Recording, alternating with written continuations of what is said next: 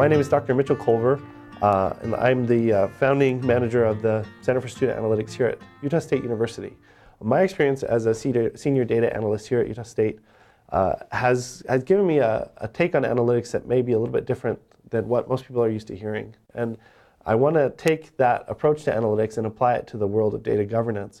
As we look at analytics and what it's doing for the world of higher education, we live in a really exciting time, and we want to be sure that we keep our noses clean, that as we do the great work that analytics allows us to do, that we're remaining compliant with federal, state laws, institutional policies, but that we're not only just remaining compliant, but also ethical as we do the work that we do. And hopefully this data governance webinar will help us to start to think through some of these issues as they relate to how individual human ingenuity can help us to be a little bit more intentional about the work that we do with analytics. So to get started, I want to take us through an analogy test. You know, this is like a Miller's analogy test. Data is to analytics, and I thought about this and I thought, well, that's very similar to passive is to active. When we think about analytics, we know analytics involves data, but everyone understands, has this kind of intuitive understanding that analytics is an activation of data in a very dynamic way, and that activation of the data in a real-time dynamic kind of system is what makes analytics so valuable, more than just what we would think of as regular data. But I want to extend this analogy test to data governance itself. If data is to analytics as passive is to active, well, how are data and passive to data governance to what we want to have in terms of analytics? How do we expand data governance and make it more active so that it can actually encase and subsume analytics and make analytics an effective and ethical practice in the world of higher education? Well, I think the answer is we want to turn to a community of practice. You could say a community of governance practice. And I think you'll understand more as this presentation unfolds that really the idea here is just like we want to make data become more useful to universities as we optimize ourselves in the 21st century. We need data governance to become alive as well. In the same way that we want data to become alive in analytics systems, we want data governance to become alive and not just sit on paper somewhere in a PDF or on a website and actually have it facilitate community of practice. I want to tell you a little bit about what you may have expected. Coming to an analytics webinar about data governance, these are some of the topics you may have thought we were going to go over. Things, issues of collection, issues of storage and purging, access, utilization, compliance, roles of authority. And those are all very important issues when it comes to, hold on a second. Someone's asked if I can increase the volume, and I think I can. Let me do that.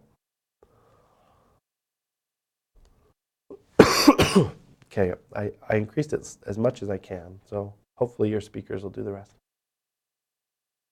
Okay, so there's these issues of collection, storage, these traditional issues that we would explore in a governance webinar. But I think that there's a lot of content out there that's readily accessible about how governance needs to address issues of collection, storage, compliance, access, utilization, roles of authority. And so rather than just spending your time rehashing what's already been said, I thought, well, maybe we should focus on this idea of this community of practice, and that means actually focusing on those roles of authority. Well, we can focus on those other elements as well, and those are important elements. We don't want to leave those off the table. This webinar will chiefly be concerned with those roles of authority and how we can activate those roles of authority in a community of practice to get a better result with analytics than we otherwise would get. And our awareness of this at Utah State University, where we've been using analytics for about 3 years now and pretty maturely for the last maybe 18 months, is this idea that the roles of authority are that community of practice enacted. And that our experience came from this realization as we got kicked off that maybe our policy wasn't being fully utilized here at Utah State University. So this all started, this kind of whistle-stop tour that we had to do to get permission to set up analytic systems all began with a desire to optimize the university using enterprise-level analytics. We had purchased an analytics system, and we wanted to start deploying it effectively and widely. And in order to do that, we had to get permission from basically other entities within our institution to use disparate data sources, right? We call this an internal data sharing agreement. This is very common. So you want to deploy an enterprise-wide system and kind of federate a whole bunch of data systems all in one place, you need an internal data sharing agreement. And that agreement says, I'm going to use your data from this source in this corner of the institution and for these purposes, and it spells it out, and you get a signature on that, and it allows you to actually access and utilize that data. Well, we knew that we could take an internal data sharing agreement around to the various signatories and just ask them, like with a little post-it, sign here. And they would sign there, and they might ask us a few questions. But for the most part, what would happen is that they would sign a paper, and everyday life would continue. But what we wanted to do is kind of test the data governance. We wanted to test the data governance waters and say, oh, wait a minute, is that really the best way to do this? Although we do have a desire to optimize the university using these new systems, these analytic systems, and we do have this need for these signatures, is that really the end game, is to get the signatures and turn those systems on? Or is there an opportunity here to maybe expand people's awareness about data governance and the important role that they could play in it if they were to join in? So we saw this need for these signatures, but we wanted informed signatures. And an informed signature is not just going and taking in someone and saying, here, will you please sign this? But it's taking and saying, hey, this is what it is. And moreover, do you realize that the policy says X, Y, and Z about your roles and responsibilities, so that as you're signing this document, you start to understand that this community of practice is, in fact, what will make this policy work. And so what we realized is that as we went to collect signatures from various executive officers of the institution, vice presidents, president, provost, we needed to do mini lessons in data governance to help them understand this policy, their roles in this policy, and the responsibilities that are associated with those roles. And so we also said, okay, well, we're going to do that, but it's not going to be a one-off. We also realized that we need to periodically review this organizing activity. In other words, it's not going to be sufficient for us. Excuse me. It's not going to be sufficient for us to sustain analytics, to go and do many lessons just one time and get signatures just one time.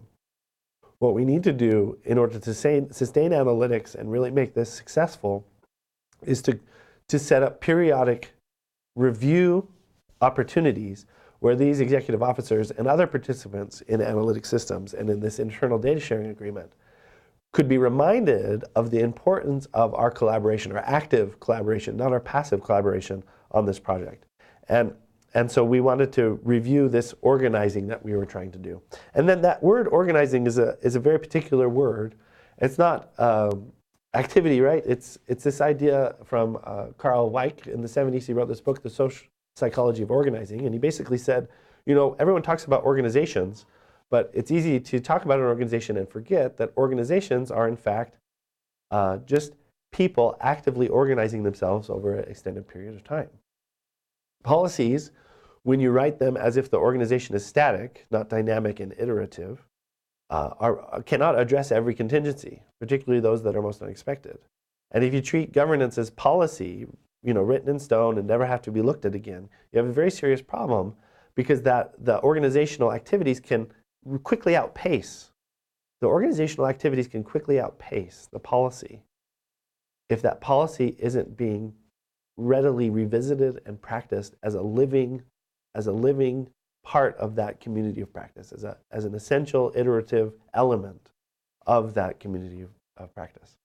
And so this kind of theory of social organizing, this idea that organizations don't thrive when they're treated as on paper and static, is what led us to the conclusion that we needed to do a whistle-stop tour, that we needed to go and inform these executive officers of the institutions and also mid-level managers of the data governance policies that exist at Utah State University, those many lessons in data governance and governance, and then a need for periodic review of that so that it wasn't a one-stop, one-time campaign. So here's some of the content that we shared. Now, this policy is not very different from other policies that we've scoped as we've looked around the country at other institutions. In our Utah State University's policy, I think it's 588, you could look it up online, our data governance policy, which protects private information and also crucial information that's owned by the university. So personally identifiable and sensitive data, but also crucial institutional data that isn't to be made public. Those two data types are protected primarily in the policy by these roles and responsibilities that are established. The document's only a few pages long. The core essence of that document is vested in these 4 roles and responsibilities that are articulated. And the policy is very strong in that it basically says this policy isn't going to come up with every contingency, but rather this policy is going to articulate that data governance at Utah State University is an active community of practice with designated roles and associated responsibilities. Excuse me. so that we can get the most of our data, the most out of our data, because it's not paper and pencil that is governing us, but it's human ingenuity. And it's active, very intentional data governance being enacted by officers of the institution. Well, what are these 4 roles? The first role is that of trustee.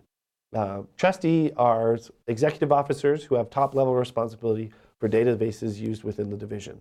So this could be a president, a vice president, a provost. It could be, other executive officers, but they're top of the institution. And as we explored this with a lot of the staff members that we visited with, a lot of people who were not at the executive level would designate themselves or claim to be trustees. They'd say, oh, I'm a trustee, I'm a trustee. And we'd have to remind them, no, remember, trustees are executive level officers. You are in the driver's seat of a system, but you're not the trustee. You're actually one step lower than that, which we'll get to in a second here. But trustees are very clearly executive level. And they designate data stewards. So it's their authority to say, here's the people who have everyday operational oversight and stewardship of these systems. They establish data collection, use, and practices, and they define procedures that support and require best practices. And that's really an important role. They're the people who sign off on access in the internal data sharing agreement. And that's really critical. The next role is the role of steward. So these are officials who have direct day-to-day operational level of responsibility for the databases. They coordinate with the data trustees, of course they do. They classify specific data as sensitive. They authorize database access and enforce policies, procedures, and practices. Because they have that enforcement responsibility, many of the stewards, this was the role that we so often saw as thinking of themselves as signatories and trustees. Many of the stewards felt like, no, this is my system. I run it every day. And the vice president I report to, they don't know as much about it as I do. So why should they be signing? I should be the one signing. But our policy separates out these roles. Now, note that stewards and trustees' interests are aligned. And so as often as a steward says, hey, I don't think you should sign that document, the trustee is going to take that advice, right? They coordinate, the part of the stewardship is to coordinate with the data trustees. But the difference is that the roles are separated so that trustees can have an hierarchical, observational, objective role in basically saying, I'm not so close to the system that I'm going to be blinded by people making requests and feeling like I have to protect it all the time. I can very objectively hear requests for data access and coordinate with the steward to make sure that appropriate access is being given. And so that these roles are actually separate, so that the signatory is not as close to the system as the steward. The next role is even more intimately connected to the systems, and that's the role of custodian. Custodian are IT professionals who manage the computer systems or software. And they're responsible for data preservation and security features of the systems. Now, custodians that we worked with were often under the impression that they were the stewards and that they had, and the trustees. Some of them felt as though because they were custodian, they had as much right and authority as the trustees and as the stewards all in one person. And we're going to talk about how some of the times that leads to improper stalling and breakdowns in the organization. What we realized is that this word custodian, you could also call it system administrator, is a very carefully chosen term. Notice a custodian in like an office building has the keys to every room. And having the keys and being able to get into every room of the building gives them a sense of, I'm a caretaker of this place. I know what's going on here. But just because a custodian has access to an executive's office and can go into their office doesn't make it appropriate for the custodian to sit down at the trustee's desk and start signing off on things. Doesn't make access, don't confuse access with authority is the issue here. And this is something that we had to remind custodians of a lot. You do have the most intimate connection to the system, but the authority over the system comes from the trustee. And if we have a trustee's signature and we need access, then that signature gives us that access. And if you don't want us to have that access, then there's a chain here. You can go up through the steward and through the trustee to try to have that conversation to determine whether or not that access is appropriate. And if you have legitimate claims why an entity who's trying to do, for example, analytics work doesn't need access, then you can address those through the chain of command. The fourth role is, of course, data users, those who, with proper training and need, access databases with intentionality and legitimate educational interest. Now, that's easier said than done, right? It's very carefully worded. Data users are those who, with proper training and need, access databases with intentionality and legitimate educational interest.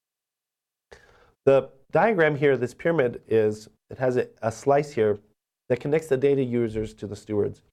And that's to remind us that oftentimes the data users don't actually interface with the custodians or the trustees. They interface with the stewards.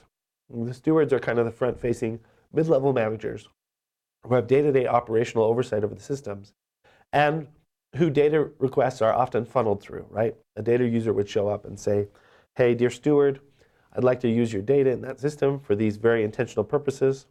Can you help me have the proper training that I need to get that access? And can you scope my statement of work to verify that it has a legitimate educational interest on behalf of the university? Now, custodians can be involved in that process, which is why they're in between stewards and data users.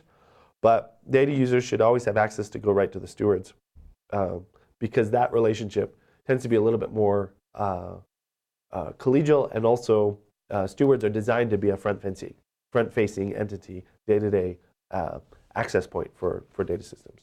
So this is what the Utah State University policy says. I don't think it's that different from any other policy that you'll read, but it is important to understand that these roles are important to establish, but like we were talking about earlier, it's even more important when the ingenuity of these individual roles is leveraged towards that kind of activation of the data governance so that it becomes a community of practice rather than just sitting on paper as a policy. Now, as we went around and met with these various individuals to complete that internal data sharing agreement and to turn on the analytic systems, we actually faced a lot of challenges. We faced a lot of common issues that we saw amongst each of these roles as we tried to enact analytics on behalf of the university for the betterment and optimization of the university. And so I want to talk about these common data downfalls that we see, and that these, we've seen them not only here at our university, but we have seen them at other institutions as well. And so the first one I want to talk about is what's called data hoarding. Data hoarding is an idea that basically institutions collect a lot of data and it just gathers on the shelves of institutions. And when we come around as individuals who are championing analytics, a lot of times people will say, well, why now? Why are you trying to use this data now? We've always had this data, but we've never done anything with it.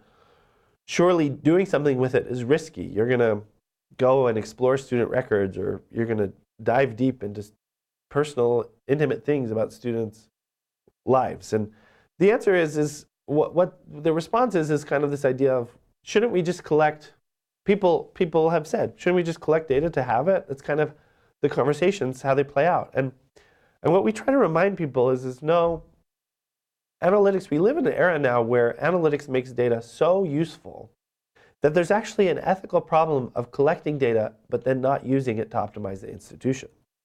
So the alternative to this, how do you change data hoarding not to a downfall but into an asset? You data activate, right? You say, we have all this data, we should use this data. Within the bounds of the governance, that's okay. But the solution to data hoarding is to say, we need to make use of this, because think about the ethics of collecting data that has the potential to save students money, to optimize the institution and get more graduates, and then allowing it to sit there and go unused. There are inherent risks of using analytics. We understand that. But at the same time, we need to understand there are inherent ethical issues of having data and just hoarding it and not doing anything with it that would help the institution improve. Another data downfall that we have seen is what I would call data damming. Data damming is when an individual, usually in our situation, we've had custodians do this to a lot, but we've also had stewards do it at times and in places. And data damming is related to data hoarding. It's basically saying there's this reservoir of data, but I'm going to dam it up and I'm going to use it only for my purposes. Other people don't get to use this data. I get to use this data, and only I get to use it.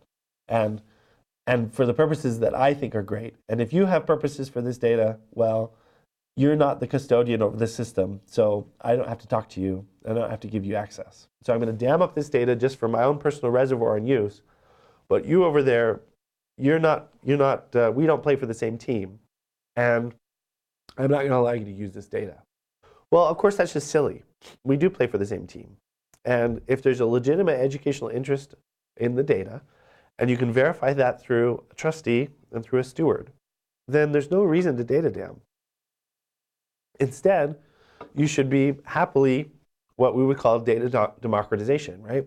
You should say, oh, if a person has proper training and a legitimate educational interest, then of course the data is here and should be used. We should get data into the hands of as many people at the institution who are well trained and have legitimate educational interest in mind, in order to leverage that data toward its institutional optimization. And that attitude of being a protectionist and damming up the data versus democratizing is a breath of fresh air. It's a real important shift. And notice that the shift is made possible by being confident that your data governance practice includes things like proper training and includes things like professionals that do have new use cases for data that are with legitimate educational interests of students in mind, and that can help the institution improve. Excuse me.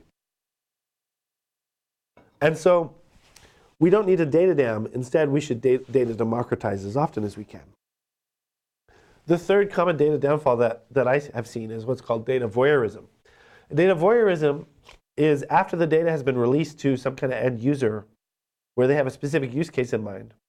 They'll get the data and they'll go through it, they'll look through as much data as they want, but that never actually leads to action. The issue here is one where I want access and I want to kind of play around in the sandbox of the data and kind of scope out our students and scope out our programs and see how things are going. But I'm just curious. I'm just doing that because I'm curious. I'm just being a data voyeur. I'm not actually going to change practice. I'm not actually going to upend the status quo here. I'm just going to look around because I'm interested. It's a good use for me because I'm a curious person. Well, that's not ethical and it's not right.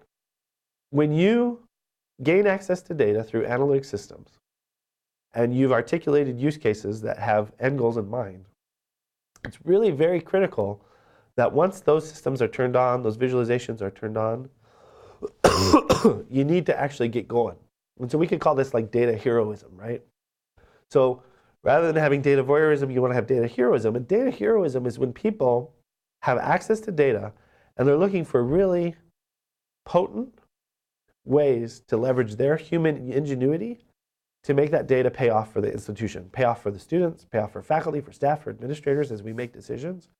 And data heroism is every time that basically data that has been gathering dust on the shelf somewhere, has been activated, leveraged, and turned for good use of the institution. And of course, that's not only ethical, but it's good. It tends to save students money. We could talk through some examples of that. But these common data downfalls, they don't need to exist, and only just subtly shifting them in the right direction can help you to understand how governance can actually unlock or help people to actually do high quality work for the institution. And as we met with each of these different roles as we went around on that whistle stop tour to try to explore that data sharing agreement and the work that we wanted to do, each of these different roles had people who engaged in these different behaviors, right? So we had a steward who was basically data damming and saying, no, you cannot have access to that data. And over time, we were able to meet with them multiple times and also meet with the trustee and have logic prevail. In that case, the steward was essentially saying, I don't think that the people that you're going to give access to this data to are professional enough to handle it as sensitively as they need to handle it. And we said that may be true, then the solution would be to train them. So your concern is that we want to give access to data to people that you don't believe are professional enough to handle it. Well, in the first place, remember that someone hired them and believed they were professional enough to handle the job they're in, and the job does require this data. But second of all, even if you don't think that they've had enough training yet, that's not sufficient to stall us out for the whole project, but instead, it's sufficient for you to say, let's get them the right training. And so that they can be responsible with whatever data that we're giving them. And so that data damming turned into data democratization through the appropriate training, right? In another situation, we had data users who had been turned on to a new system, a new analytics system.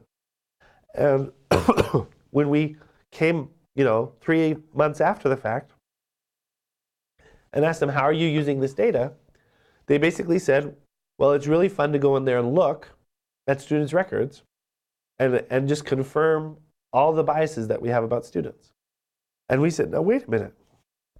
How are you using that to improve your practice? And they said, well, we're not improving our practice. It's interesting. And we said, well, then you're practicing data voyeurism. You're using the data to stroke your own kind of sense of curiosity. What you need to do is try to find ways to use data to actually change your practice and to change the status quo so that students get better service. So having that said, it's important to understand that when we talk about data governance, in the age of analytics, it's not sufficient for data governance to be black and white policy written on a document somewhere, uploaded to a website. Data governance is an active community of individuals. When we look at those features of data governance that would be so commonly expected for a webinar like this, collection, storage, access, utilization, compliance, I think it's more helpful in the age of analytics to reimagine this and to put people and human ingenuity at the center of our policies so that community of practice and roles of authority are the hub against which everything else is spoked. And these other things are critically important, but they only matter anyway if you have well-trained professionals in roles of authority who understand the issues, who have intuition, and who have years of experience in addressing each of these things in turn and making sure that the university is operating according to the best practices of our time, which include the use of analytics. A lot of this is what I'm saying is about empowerment. It was interesting when we went and met with these different individuals, many of them didn't even know that they were what they were. So we met with one vice president. We said, we're here to talk to you about data. They said, no, you need to go talk to basically essentially the steward. And we said, no, you're a data trustee. And they said, what's a data trustee? And we said, oh, we'll explain it to you. The fact that a vice president can be a data trustee and not know it tells you that a black and white uploaded paper document in a PDF form somewhere on a website doesn't effectively manage the university. and that the only thing that's going to actually help universities grow and develop towards better data governance in the age of analytics is this empowerment, where people are at the core of the data governance, and that community of practice is regularly supported through this kind of service that I'm describing, right? Where we go around and we do many lessons about data governance, because we understand that without that active, healthy, robust community of practice, there's no point in even having the document sitting anywhere, because people need to understand it in order for it to have an effect. Now, part of this philosophy or this approach to data governance is related to our approach to the use of analytics themselves. And I gave another webinar for EDUCAUSE in October, where this white paper is also available, which is a companion to that webinar. And it explores these same issues, which we don't have time to go into now, but this idea that analytics are sustainable when they're balanced against human ingenuity. And what that means is this idea that sustainable analytics focus on the professional as the hub of everything we're doing in data science. And it's the same with this data governance. The person, the human ingenuity, needs to be the core element of successful data governance community of practice. Now, at Utah State, we also have other individuals who are not trustees or who are not stewards, and sometimes they are, and custodians and data users who also need to be able to explore these issues. And so we do what are called analytics learning circles. There's 8 of them. They're on different topics. And they bring people around similar topics of discussion to actually explore and to talk through these issues, but in a way that is actually tethered to their role at the university.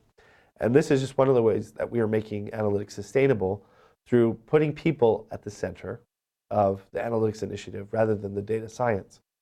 Learning circle implies a people sitting in a circle, literally, and an egalitarian setting. Learning circles don't have presentations at the front of the room. They're very conversational. They're very tied to actual everyday practice and use of data in these various domains. And so it's important to understand that this commitment to the human element of the analytics world is manifest not just in the way that we think of data governance and policy, and not just in the way that we roll out tools, but also in the way that we socialize these tools amongst the professional end users. Now, there's a question here from Barry Goldstein who says, who facilitates the community of practice? How often do they meet? And what do their agendas look like? So we at the Center for Student Analytics have taken that on as our role to facilitate a community of practice around the use of analytics and also around governance of analytics. There was another question Barry had asked. It appears like you do not have an actual data governance office or people dedicated to governance. Was this intentional? That's not actually so. We do have a data compliance office. And we have several compliance officers. And they're well supported by the university's legal team. So it may not be called data governance office, but it is the compliance office. And it's important to understand that our Center for Student Analytics works in tandem with that office to actually facilitate the community of practice. We primarily see the Center for Student Analytics not as a team of data gurus, although we do understand data. We see ourselves primarily as individuals who sustain and support professional and organizational development, which means we go around and we socialize professional practice in the medium of analytics. Analytics are our vehicle, but our goal is increased data literacy, increased professional practice, and increased optimization of the university. And what that means is an intimate understanding of how people function as professionals, what they need to thrive as professionals, and a lot of times what they need to thrive as professionals is that kind of organizing activity where people are allowed to come together, discuss, and to grow through sociocultural exchange. Another question here is Melissa Barnett has asked, was your center mandated by upper level administration or did it develop organically? Both. So we while we signed on for analytics initially, I was hired and brought on to do the initial socialization work of that, which was mandated. This idea that analytics need to be socialized was not something that we saw happening at a lot of other institutions. And that's explored in that life cycle paper. You can read more about that in that paper there. The work, the conclusion of 2 years of that work basically led us to the idea that, in fact, this need to be established as a center, and a center as a support entity of basically professional development in the realm of data literacy. And so it's important to understand that some of this work is both organic, but also some of it's very intentional. I want to make a point about, before we kind of open it up for more questions, is this idea of intervention analytics versus optimization analytics. When we start talking about analytics with various stakeholders around campus and at the legislature, their minds immediately go to intervention analytics. This idea that we're going to track student data, and then we're going to scope out which students are at greatest risk, and then we're going to intervene on those students and help them come in and get a better experience from the university.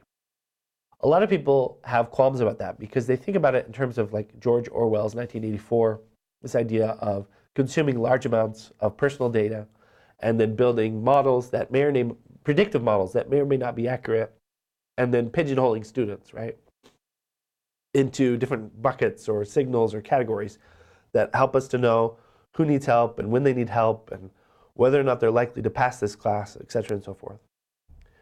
From our experience and from our approach, that is an important thing to do at times and in places. But the real promise of analytics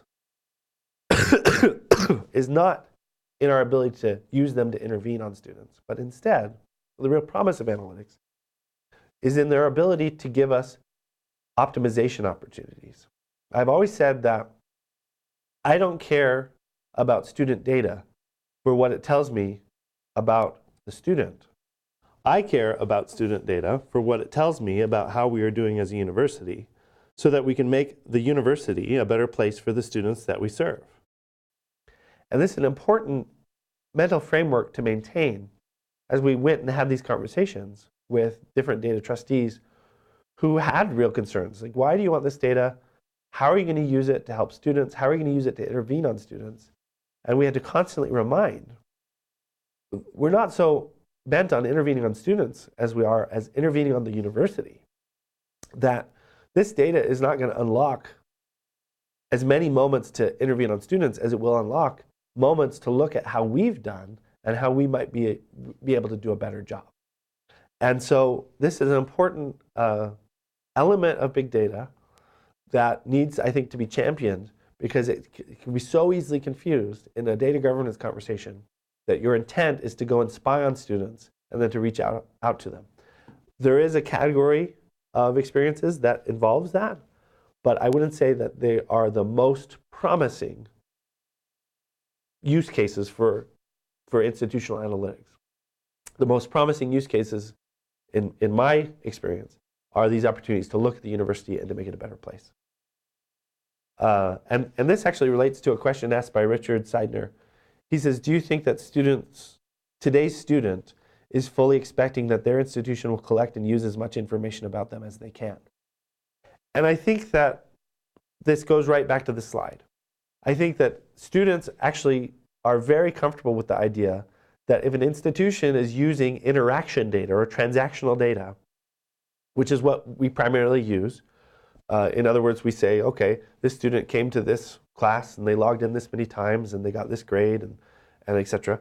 That transactional data, which we both share interest in and ownership of, is in fact useful to optimizing the university. I think students are quite comfortable with the idea that their data can be used to make the university cheaper, if they can understand that that's what it's doing, that it can help them to have a better experience at the institution, help them to get to graduation with fewer hiccups along the way, help them to get a better job placement following graduation. That as we optimize the university, I think students are well acquainted with the idea that data helps organizations improve. And as we've had conversations with students around campus, we've learned that. They don't so much care, at least not on our campus, that we have their data, that we're using their data. They care that it turns for a good result at the end. They say, well, okay, well, you have my data, but in the end, what will it do? Is it going to make it a better experience? Yeah, well, it'll make it a better experience. Okay, great. Then you go ahead and use my data. But if you're not going to make a better experience for me, then yeah, I would prefer that you don't kind of use my data. That's a good question, Richard. So I want to close here with a toolkit of takeaways. Here's things to consider. Ask yourself, as you think about data governance at your institution, here's some questions I want you to have in mind. First, does your campus community view governance as written words or as active practice? Second, does your data governance policy establish important data governance roles and articulate associated responsibilities? In other words, is the policy about people, or is the policy about rules? 3, are data hoarding, data damming, and data voyeurism more common on your campus?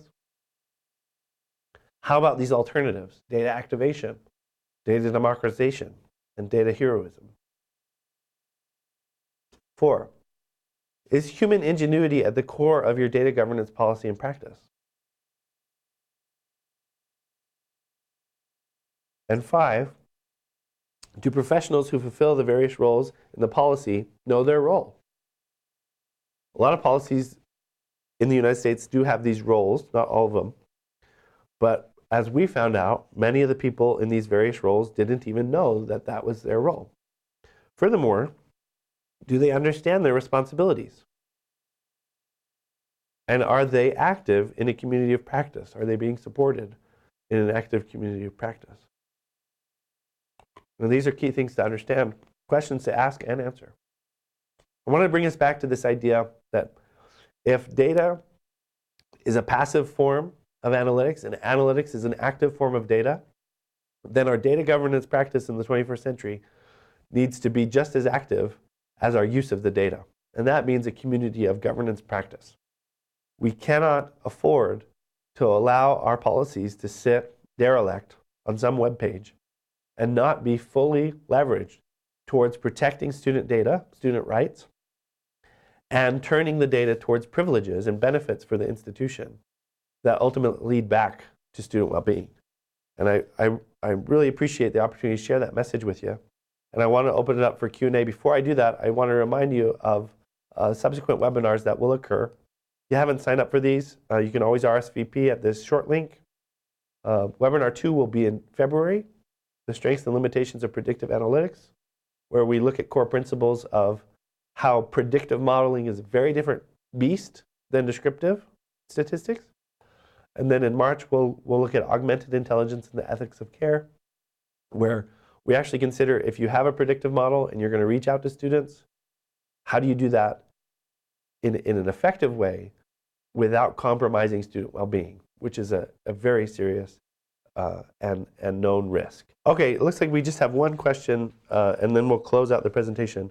Dale Driver has asked, can your data governance policies be found on your website? Yes. If you Googled Utah State University and then, for example, data trustee, data steward, the policy would come right up. I think it's policy 588. I could be wrong. That could be the research policy. Lori Merrill is asking, building on previous questions about students, is there a formal role for students in this community of practice? Yes.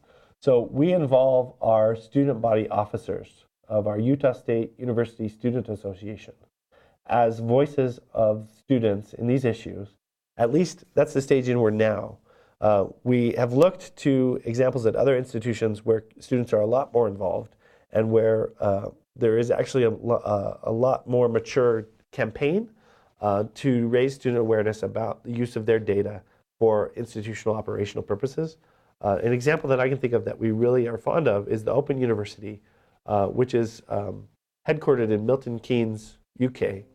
They're the largest online institution in Europe, and they have a really very healthy campaign to their students about data use, data governance, data policy, and the Open University leverages analytics to optimization of the university very effectively. Their students are very aware of that, and they have this regular ongoing campaign that helps their students to understand that aspect of that university's experience. Is there a more formal role for students in this? I think so. And I think that we'll move towards, for example, a student learning circle in the near future. We're just not at that stage yet. We have another question. What do you see what do you see regarding the relations amongst institutional research, analytics, and data governance? Every institution is different. At our university, the Center for Student Analytics partners with institutional research, but we're not part of institutional research. We're not an auditing entity. We're a professional and organizational development entity. So while we partner with them, we have regular ongoing meetings between our leadership. We are not, we're not directly IR, nor are we IT. But that data governance comes through that conversation, right? It comes through the iterative interaction that we have with one another, and through those very intentional conversations that we have on a regular basis about how are things going over there, how are things going over here, and what do you think? What do you think about this? What do you think about that? And so it's a really good question. Lori Merrill has asked, have there been instances of tension between institutional interests and student interests? Yes. That's a good question. Issues of tension between institutional interests and student interests. I don't know of any specific examples. I do know that this goes on, and I am always on the side that the institutional interests should be the student's interests. Put the student first. And that's how I resolve those tensions, is to say, well, the university exists on behalf of the students. Now there are some laws that are coming out throughout the nation that are actually putting student interests and institutional interests at odds.